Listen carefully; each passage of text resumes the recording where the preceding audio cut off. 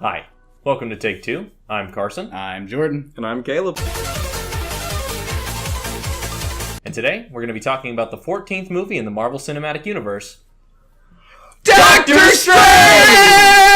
Oh my god. Look at that. Maybe we should. Did we clip it? Looking for you.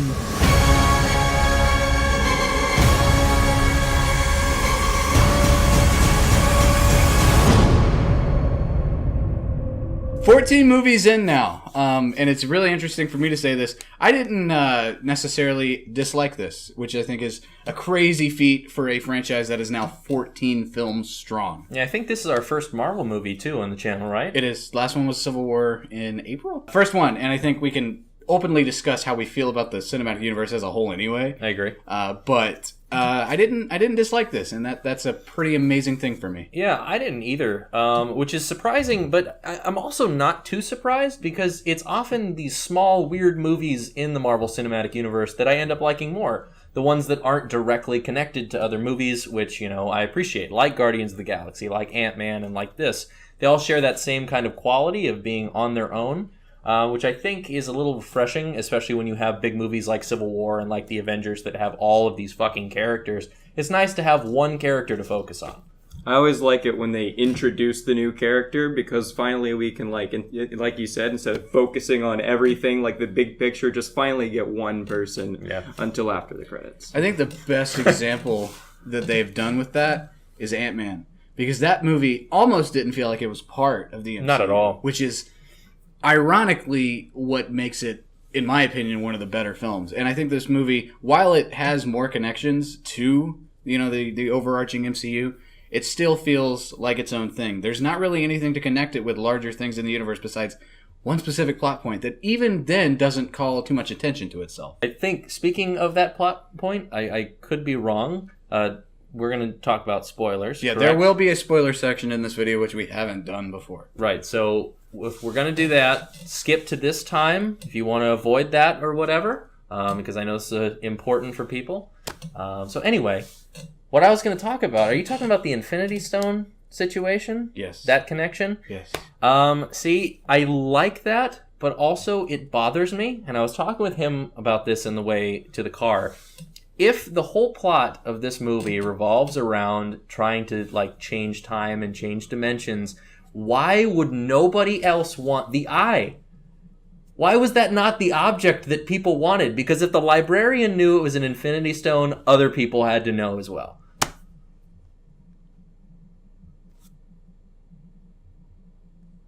All right? Yeah. We got a new major hero here that's going to be in the movies from now on, in so much as we have Benedict Cumberbatch playing Doctor Strange. Yeah, I'm not sure. We have Robert Downey Jr. I love Robert Downey Jr. He's my favorite. The best Downer Jr.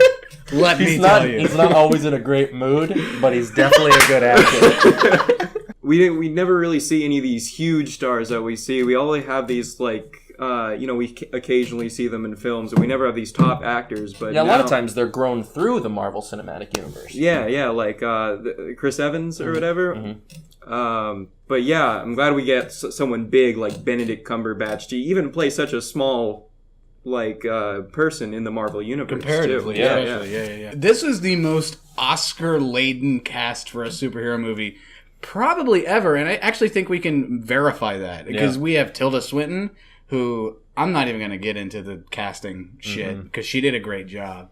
Chiwetel Ejiofor, who 12 Years a Slave, Conor Rubach was for Imitation Game, right? Mm-hmm. And I think Tilda Swinton, there's an Oscar in there somewhere. Yeah. I don't know exactly what for. But on top of that, we have Mads Mikkelsen, who I think everybody likes. Mm-hmm. He's a great actor, especially in things like Casino Royale. We're going to see him in Rogue One next month. Crazy. Unfortunately, I think his part was the only one that was kind of underplayed. Definitely, it feels like it was a very throwaway type villain, which sucks because you get someone who has such acting chops, and then you just kind of throw him in this throwaway part, which is kind of a shame. But it is what it is. It's not unexpected though. No, because unfortunately, and everybody universally agrees, Marvel movies have a villain problem. They've always had a villain problem. Yeah. Can anyone name me anything interesting, or even his name, From the villain from Thor 2, the Dark I've never World. seen it, so I mean, Okay. if that says anything about my drive to see that movie at all, Okay, sorry. Red Skull. yeah, I couldn't fucking tell Guy you. from Iron Man 3. Who is in Iron Man 3? Exactly. Wait, okay, yeah, who's Guy Pearce and the Mandarin. yeah, but who's the real villain? I don't remember who. Guy Pearce. Was it? As the real Mandarin. See, I don't Fuck remember that it. We're at talking all. about Doctor Strange. The villain sucks again, unfortunately. I don't understand any of his motives. I do understand where he came from, but he's not interesting, and I'm not surprised anymore. The unfortunate reality is that Marvel's so good at setting up their heroes that I can almost push that to the side and sort of ignore it. Yeah, but I mean, I don't know. We keep getting this tease of like Thanos is coming, Thanos is coming, Thanos is coming. I swear to God, if Thanos isn't a fucking interesting villain, I'm gonna lose my shit. How can he be? I don't know. Big, powerful guy, got a big old glove with a bunch of rocks in it. Yeah. Boom. Not yet. No, not Coming yet. soon. We don't understand how he's going to get him. Can't wait till the mind gem's ripped out of Vision's head and Paul Bettany's like, what am I going to act in now? No, they'll shove something else in his Yeah, head. they'll get something. But unfortunately, and I expected this going into it, and because I'm so used to it, villain's not that great. That being said, there is a big draw to this movie that should still get you in the fucking theater. The visuals, man. Yeah, The definitely. visuals. One thing I will say that is kind of jarring, and I feel like people should kind of be aware of this, is if you have epilepsy, you might have a problem with one of the scenes in there, because it is definitely a lot of bright, flashing colors all at once for like a good 30 seconds, if not longer. Not just epilepsy. If you go into this movie high, I'd say there's about a 97% chance you're gonna die. A little bit, yeah. Very Visual overload.